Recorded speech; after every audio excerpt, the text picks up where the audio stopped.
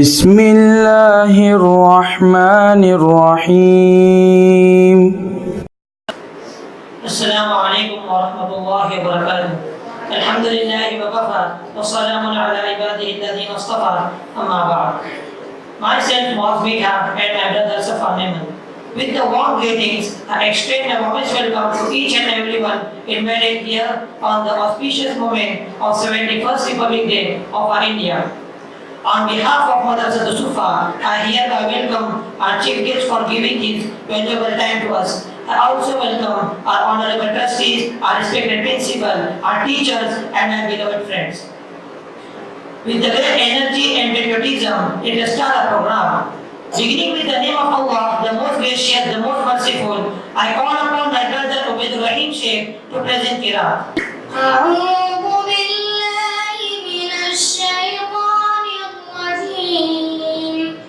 بسم الله الرحمن الرحيم. يا أيها الذين آمنوا لا تكونوا كالذين آذوا موسى فبرأه الله مما قالوا وكان عند الله وجيها. يا أيها الذين آمنوا اتقوا الله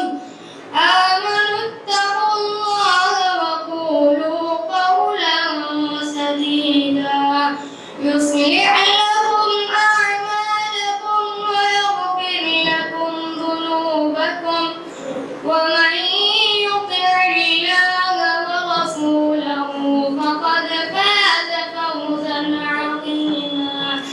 إنا عرضنا الأمانة على السماوات والأرض والجبال فأبين أن يحملنها وأشفقن منها وحملها الإنسان إنه كان ظلوما جهولا. ليعذب الله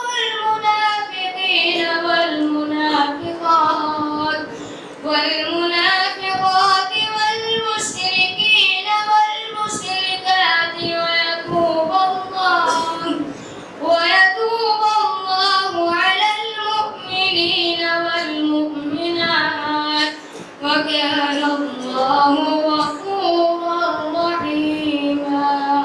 صدق الله العظيم. السلام عليكم ورحمة الله وبركاته. الحمد لله وكفى وسلام على عباده الذين اصطفى. أما بعد.